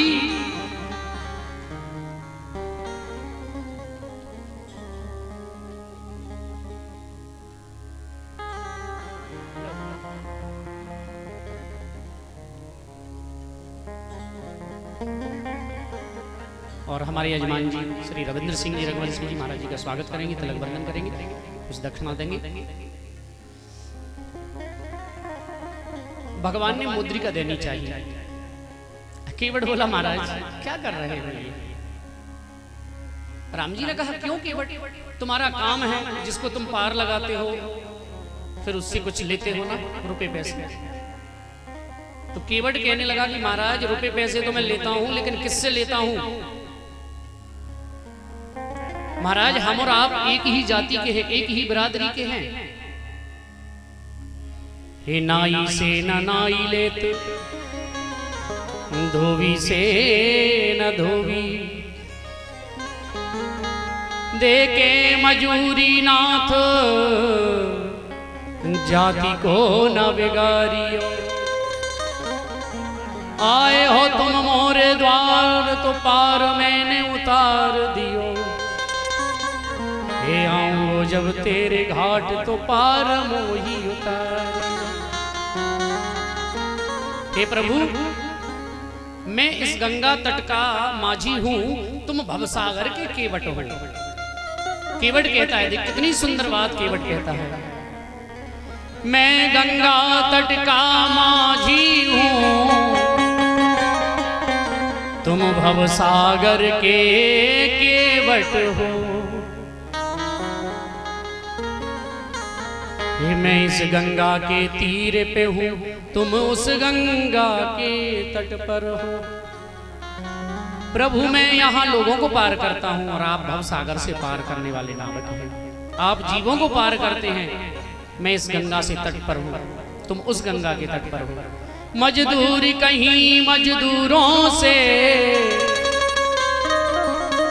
मजदूरी लेते हैं भैया। मल्लाह कहीं मल्लाहों से मल्लाही लेते हैं भैया। और केवट कहने लगा, प्रभु अगर आप अपने आप को ऋणी समझते हो, अपने को ऋणी समझते हो तो ऋण तुम वहीं चुका देना। मैंने तुमको यहाँ पार किया, तुम मुझको पार लगा देना। अच्छा, भगवान से केवट कह रहा है कि महाराज हम और आप एक ही जाति के हैं। राम जी को शंका हुई, बोले महाराज एक जाति कैसे हमारी तुम्हारी। देखिए, विशेष सूचना हमारे सोनू भैया के पूज्य पिताजी माताजी चार धाम की यात्रा श्री बद्री नारायण को पधार रहे हैं, तो महाराज श्री का आशीर्वाद लेने व्यास मंच पर पधारे हैं। एक बार जोरदार ताली से श्रीमती मुन्नीबाई मोहन जी राठौर उनका स्वागत वंदन करें सभी लोग, और शुभकामनाएं दें कि आपकी यात्रा शुभ मंगल हो।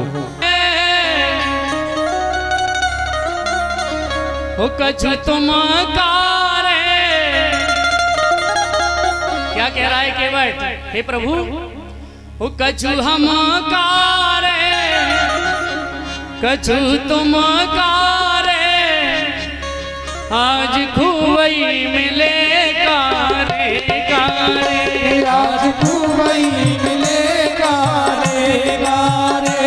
कछु हम कारे, कछु तुम कारे, कछु हम कारे, कछु तुम कारे, कछु हम कारे, कछु तुम कारे, कछु हम कारे, कछु तुम कारे।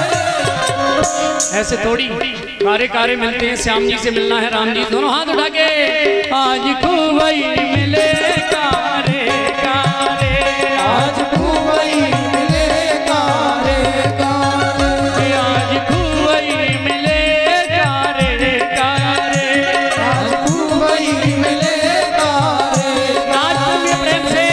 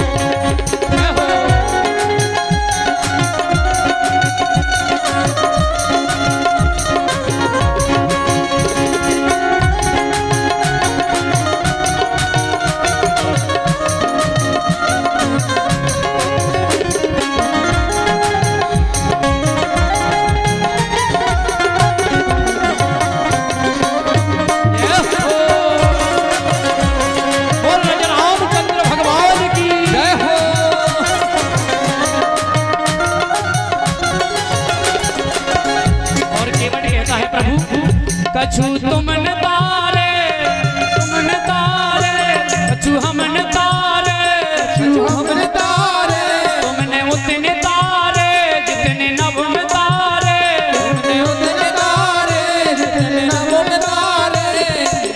ऐसे नहीं, जब ही तरेंगे दोनों हाथ उठा के आज खूब मिले कारे आज खूब मिले कारे कारे कछु हम कारे कछु तुम कारे आज खूब मिले कारे कारे आज खूब मिले कारे कछु हम कारे कछु तुम कारे आज खूब मिले कारे कारे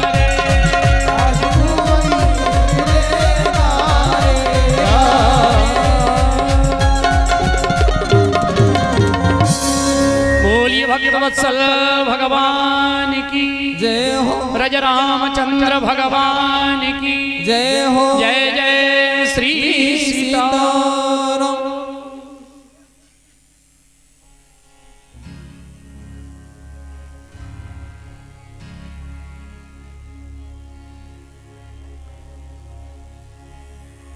केवट कहता है प्रभु आए हो तुम मेरे घाट तो पार मैंने उतार दियो, आऊंगो जब तेरे घाट तो पार मोही उतारियो।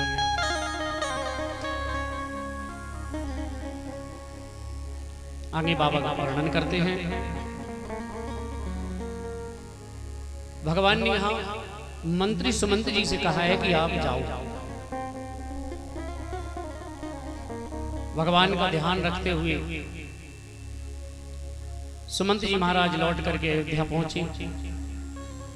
राजा दशरथ को समाचार सुनाया कि महाराज मैंने बहुत कहा लेकिन मेरे रघुवर लौट कर नहीं आए। तो जैसे ही सुना कि रघुवर लौट कर नहीं आए, राम राम कहे राम कहे राम राम कहे राम कहे राम राम कहे राम तनु परिहर रघुवर विरह राव गई सुरधाम। राजा ने आज वो याद किया जो श्राप लगा था कि एक बार मैंने एक निरपराध श्रवण कुमार को बाण से मारा।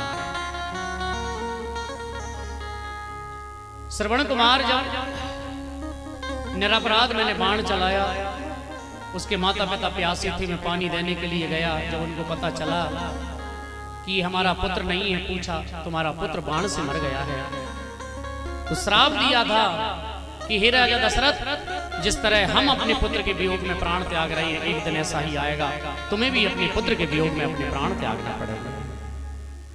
शायद वो समय आ गया है। राम राम कहते हुए राजा दशरथ ने अपने पंच भौतिक शरीर का परित्याग कर दिया।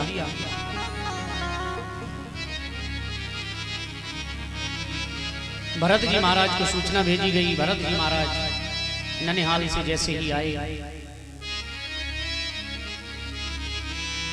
कहते हैं नांदी ग्राम जहां मेरे रघुवर के पूर्वजों की जितने भी मूर्तियां थी, भरत जी ने सोचा कि चलो मैं हमारे पूर्वजों के दर्शन करता चलूं। कहते हैं असमंजस अंशुमान इत्यादि जितने भी राजा हुए हैं सबकी मूर्तियां लगी हैं महाराज, सबको प्रणाम करती है। भरत जी ने देखा कि आज एक मूर्ति और खड़ी है जो राजा दशरथ की है। देख करके गुरु जी से कहा, गुरुदेव ये मेरे पिताश्री की मूर्ति। बोले हाँ बेटा, तुम्हारे पिताश्री ने शरीर त्याग दिया है।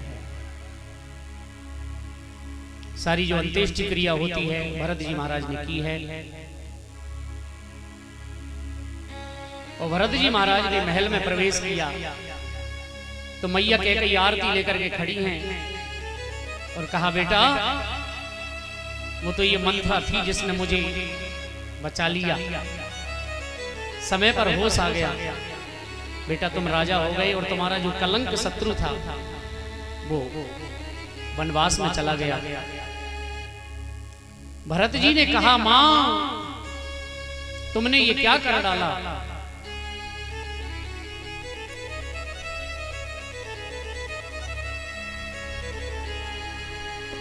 भरत जी कहते हैं, मैया यद्यपि भरत तेरा ही जायो, तेरी करनी देख ल जायो।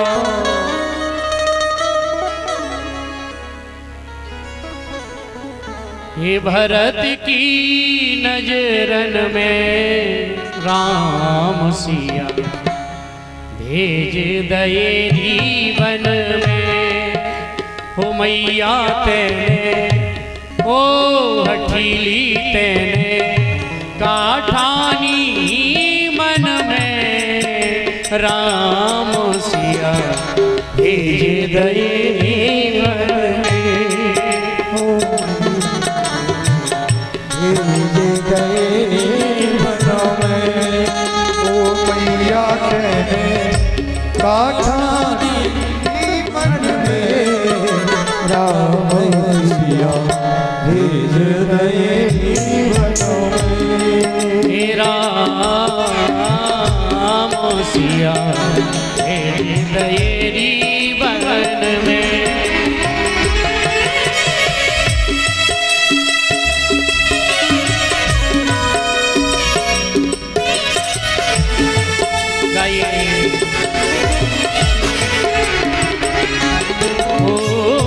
कौशल्या की छिन गई बाणी, कौशल्या की छिन गई बाणी।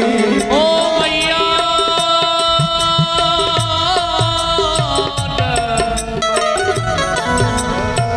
मैया कौशल्या रो रो करके हो रहा था, जिसका बेटा 14 वर्ष के लिए वन में चला गया। वो मां रोती है, कौशल्या की छिन गई बाणी, कौशल्या की छिन गई बाणी। रोए ना सकी और मिला दी बानी, रोए ना सकी और मिला दी बानी। कह कई बस तू एक ही रानी, कह कई बस तू एक ही रानी। रह गई महलन में राम सिया भेज दयेरी वन में। हठीली तेरे काठानी मन में राम सिया भेज दयेरी वन में।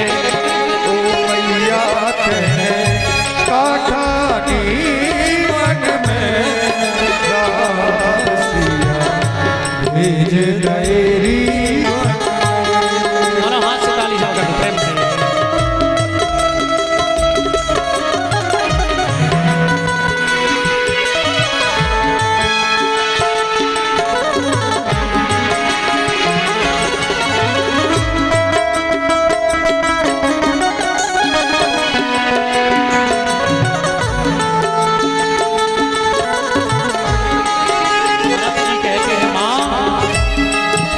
क्या कर डाला?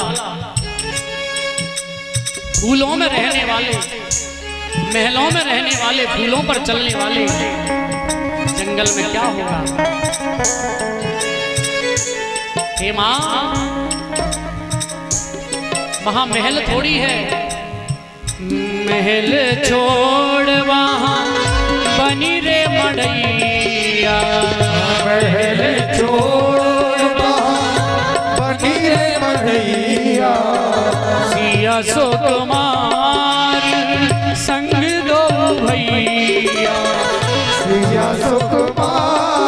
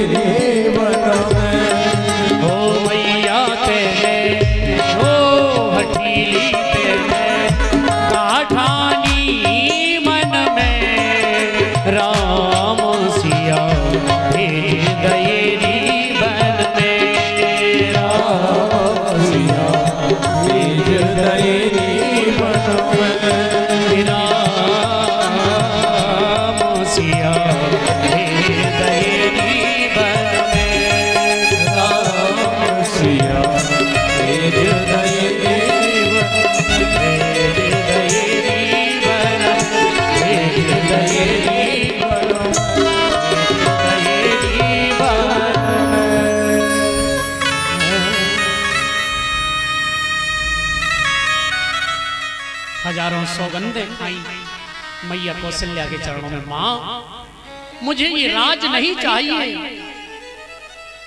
मेरे राम नहीं तो मैं राज्य का क्या करूंगा। पिता की अंत्येष्टि क्रिया करने के बाद भरत जी ने कहा कि हम राम को लौटा करके लाएंगे, और मेरे रघुवर आगे बढ़े। वाल्मीकि इत्यादि ऋषियों को भगवान दर्शन देते हुए चित्रकूट में भगवान पहुंच गए। कहते हैं प्रयाग धाम में भगवान ने गंगा यमुना त्रिवेणी का संगम में स्नान किया और मेरे प्रभु चित्रकूट में पहुंच गए। वहां भी अनन्य ऋषियों को भगवान ने दर्शन दिया है, ऋषियों से प्रार्थना की है। ऋषियों ने कहते हैं जंगल में संत महात्माओं के हड्डियों के ढेर भगवान राम को बताए, महाराज ये देखो ये दुष्टों ने क्या कर डाला। तो राम जी ने भुज उठा के प्रण कर लिया कि निश्चर हीन करो मही भुज उठाए प्रेम सकल मुनिन के आश्रम जाय जाय सुख दी। भगवान ने प्रण कर लिया। और भगवान का जन्म तो इसलिए होता है जब जब हो ये धर्म के हानि बाढ़े असुर अधम अभिमानी, तब तब धर प्रभु विविध शरीरा हरहि कृपा निधि सज्जन पीरा। गीता में भी भगवान ने कहा है यदा यदा ही धर्मस्य ग्लानिर्भवति भारत अभ्युत्थामानि धर्मस्य तदात्मानं सृजाम्यहम् परित्राणाय साधूनां विनाशाय च दुष्कृतं धर्म संस्थापनार्थाय संभवामि युगे युगे। श्री भरत जी महाराज सभी सभासदों को लेकर के सेना को लेकर के गए हैं, लेकिन श्रृंगवेर पर से होकर के निकल रहे थे तो निषाद राज ने मन में विचार किया कि ये ऐसा तो नहीं कि राम को मारने के लिए आ रहा है। तो व्यंजनों के द्वारा उनका स्वागत किया।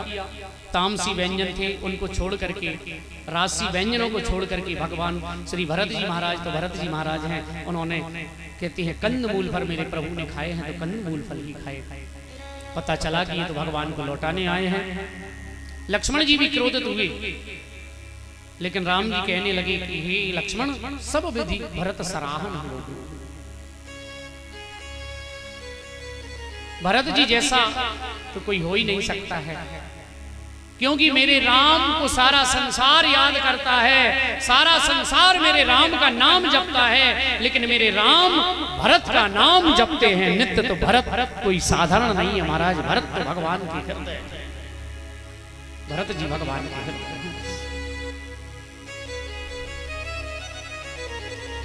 भरत जी जैसे ही राम जी से मिले हैं, जनक जी महाराज भी पहुंचे, वहां बहुत बड़ी सभा हुई, भगवान माताओं से मिले। भरत जी ने कहा राम लौट करके चलो, बस बहुत हो गया। लेकिन राम कहने लगे कि हमारे पिता कैसे थे, हमारे पूर्वज कैसे थे, हमें कम से कम उस आधार पर तो चलना ही है। 14 वर्ष तक प्रतीक्षा करो, मैं लौट करके आऊंगा।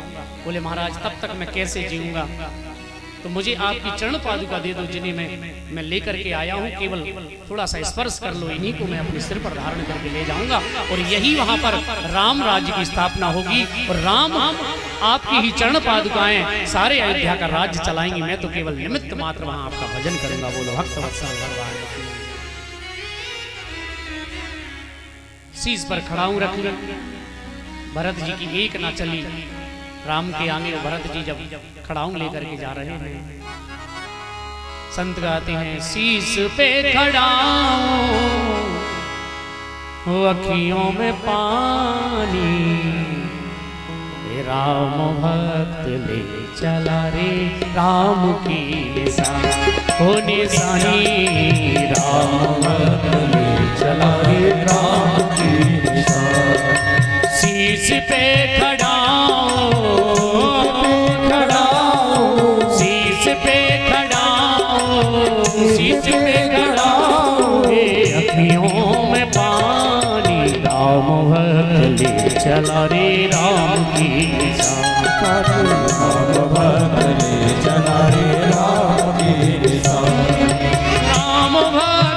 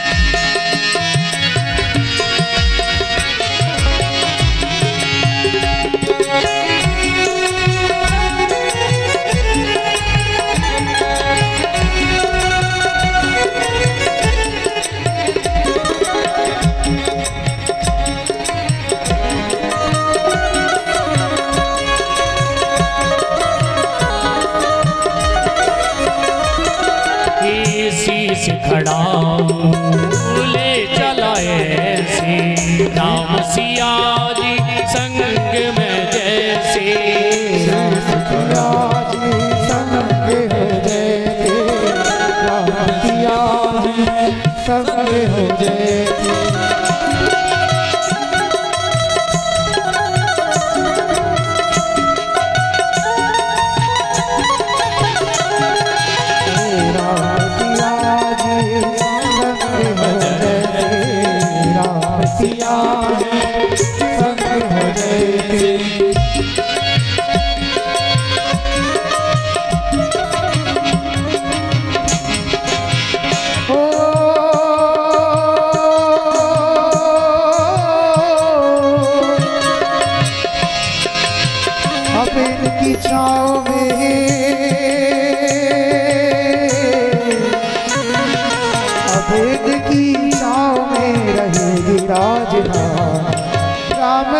भक्त ले चला राम की निशानी राम भक्त ले चला रे राम की निशानी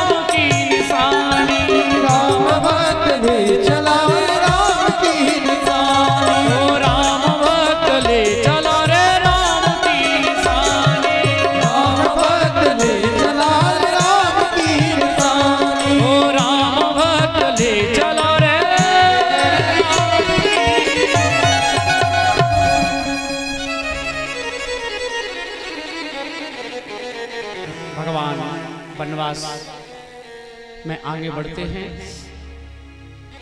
वाल्मीकि जी से अपना स्थान पूछते हैं प्रभु कि महाराज मैं कहाँ रहूं? तो वाल्मीकि जी कहते हैं हे प्रभु हे रघुनाथ ऐसी कौन सी जगह है नहीं है जहां आप नहीं हैं, आप तो हर जगह हैं, हरि व्यापक सर्वत्र सर्वत्र।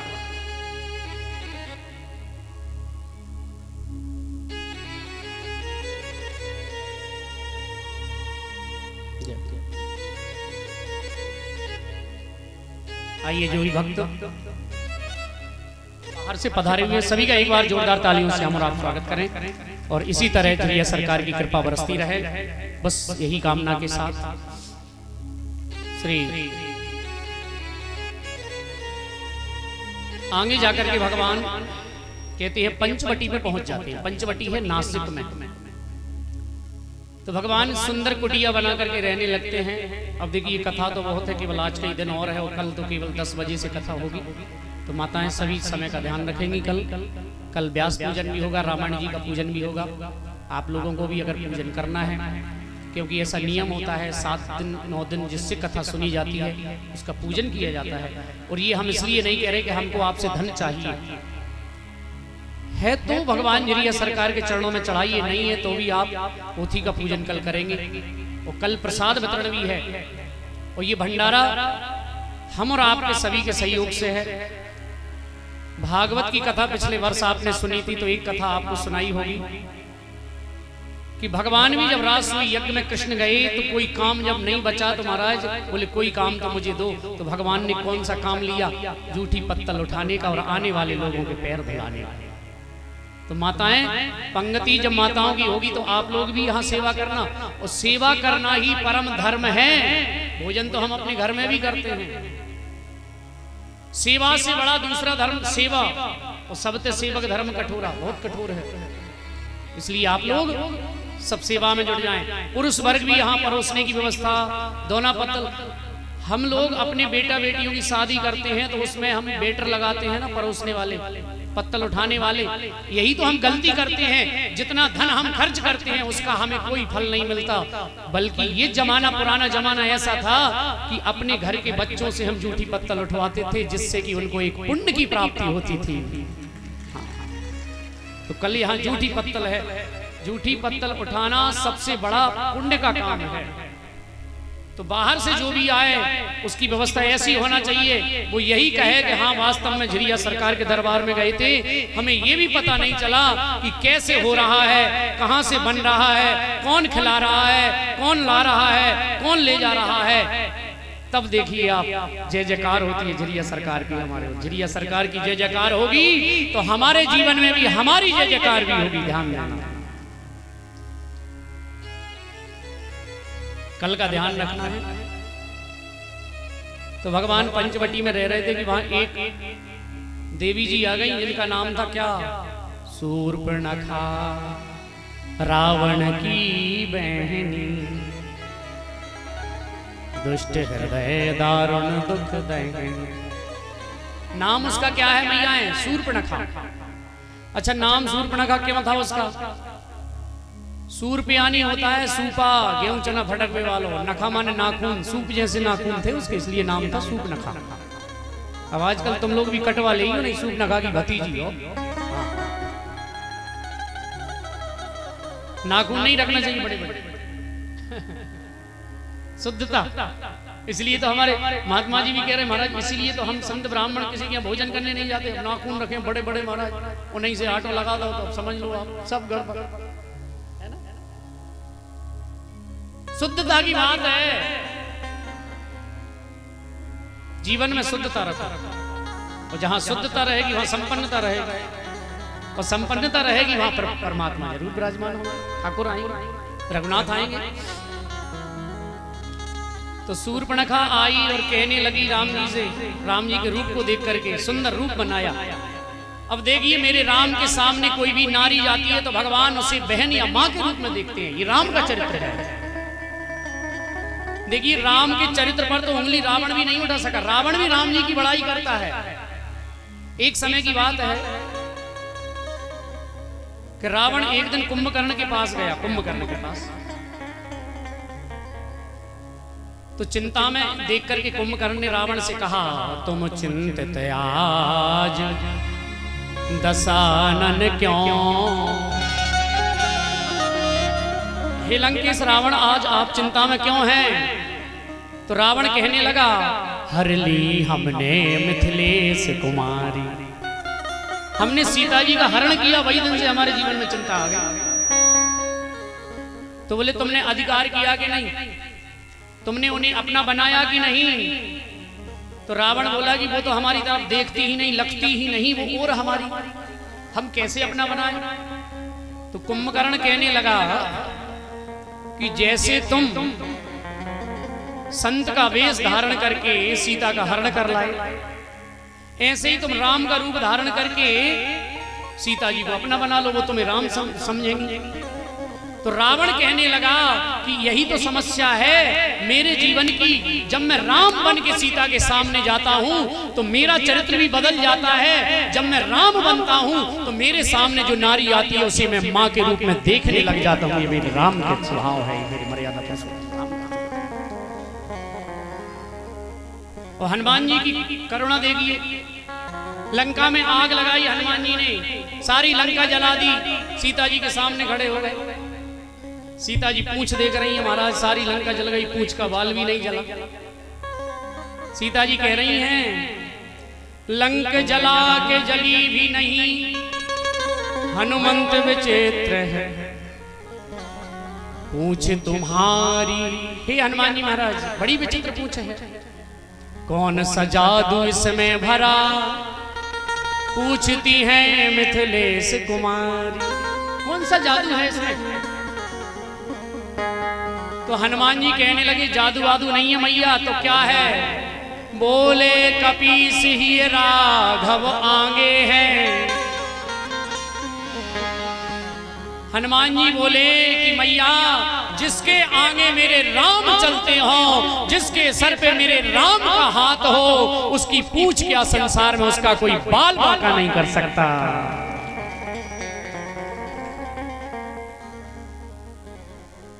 जिसके आगे राम, बोले कपीस ही राघव आगे है, पीछे पूछ रहस्य है भारी, बानर को भला पूछता कौन, श्री राम के पीछे है पूछ हमारी। जिसकी पूछ श्री राम जी के पीछे हो महाराज, उसका कोई बाल बांका नहीं कर सकता। जिसके आगे ढाल बन करके रघुनाथ चलते हो, उसका संसार में कोई कुछ नहीं बिगाड़ सकता। सूर्पणखा गई और कहने लगी, महाराज मैं तुमसे विवाह करने आई हूँ। राम जी बोले कि विवाह का काम तो माता पिता का होता है, तुम क्यों आई? बोले माता पिता ने हमारे लिए बहुत ढूंढे, हमें जमाई नहीं कोई। तो बोले अभी तक तुम्हें पति नहीं मिला? सूर्पणखा बोली कि अभी तक नहीं मिला था, अब मिल गया। बोले कहाँ है? तो कह रही है तुम सम पुरुष नमो सम नारी, यह संयोग विधि रचा विचारी। देखिए बाबा कितना सुंदर भाव लिख रही हैं। पूतना कह रही है तुम्हारे समान पुरुष नहीं, मेरे समान नारी नहीं। क्या ये गलत कह रही है? विचार कीजिए, राम से यही बताना चाहती है सूर्पणखा कि महाराज तुम्हारे समान कोई पुरुष नहीं है प्रण करने वाला, कि भुजा उठा के प्रण किया है निश्चरहीन करो मही, और मैंने भी प्रण किया है कि मैं रावण के वंश को निर्वंश करके ही मानूंगी। हम दोनों ने प्रण किया है, इसलिए हम हाथ मिला लें तो हमारा काम अपने आप हो जाएगा। मेरे समान नारी नहीं है प्रण करने वाले।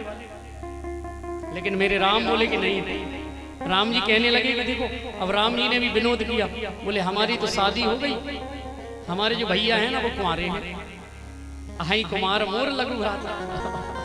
सूर्पणखा लक्ष्मण जी के पास आई। अब देखिए कितनी कपटी है सूर्पणखा, ये कपट ही तो अच्छा नहीं लगता भगवान को। सूर्पणखा लक्ष्मण जी के पास गई और कहने लगी कि वो काले काले हैं ना राम जी, वो जी कह रहे थे कि हम तो तुमसे विवाह करेंगे, लेकिन हमें भी जमी नहीं, इसलिए हम तुम्हारे पास आई। लक्ष्मण जी ने कहा अच्छा हम अच्छे लग रहे हैं तुम्हें, तो देखो हमारी अच्छाई। और लक्ष्मण जी ने नाक कान काट दिए। चिल्लाती हुई गई, खरदूषण आए, भगवान ने खरदूषण का उद्धार किया। रावण के पास रोती रोती गई।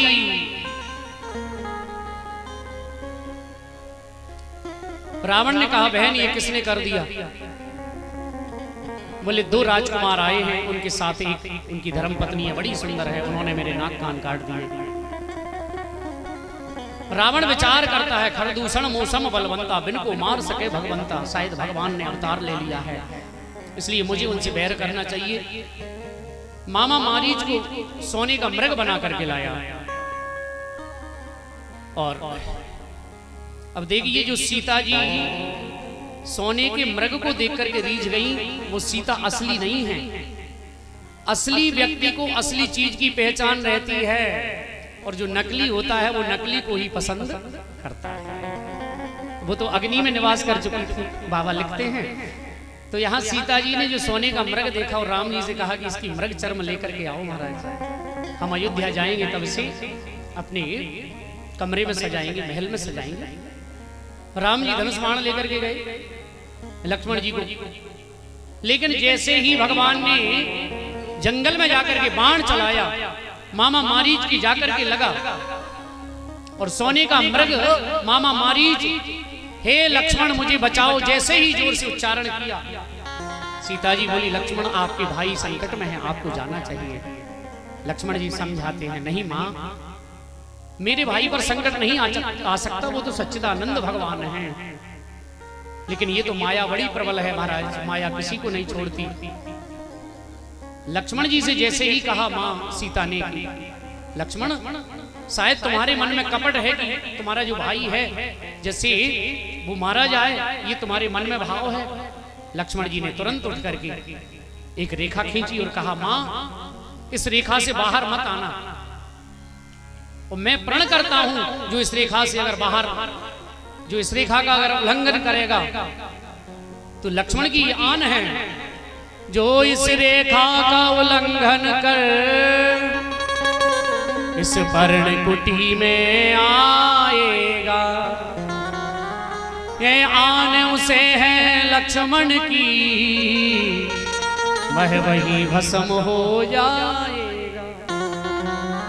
लक्ष्मण जी राम जी की सहायता के लिए गए। इधर शून्य बीच दस कंधर देखा, दस कंधर ने संत का वेश धारण किया, भिक्षा मांगी, लेकिन माता सीता ने जैसे ही भिक्षा दी और रावण अंदर जाना चाहता था और उस शक्ति से जल करके राख होने का उसको डर भी था। समझ गया कि ये तो लखन की शक्ति है। माँ से कहने लगा, माँ यदि तुम्हें भिक्षा देना है तो मैं बंधी हुई भिक्षा नहीं लेकर बाहर आकर के दो।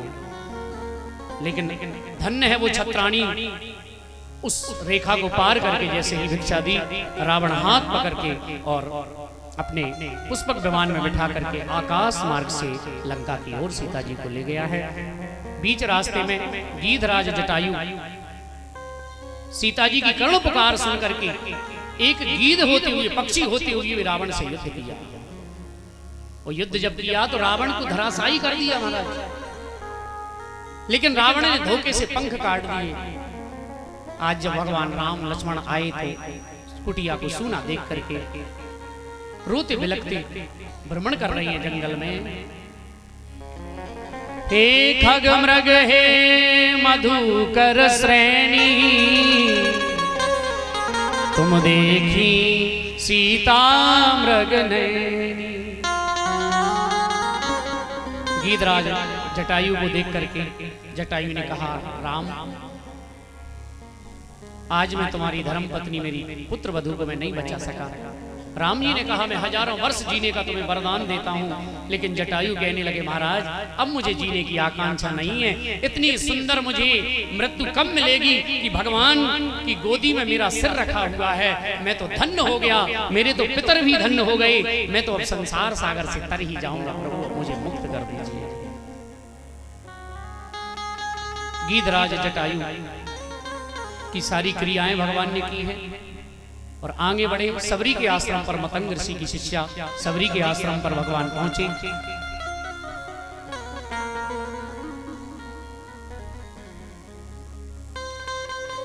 एक और विशेष सूचना है, श्री राम कथा के कलश यात्रा के जो कलश हैं, जो माताएं कलश लेकर के आई थी कलश यात्रा में, जो भक्त इन कलशों को अपने घर ले जाना चाहे। देखिए एक और बात बता दें कि इन कलशों में जो जल है, जो नरियल है, वो अभिमंत्रित है।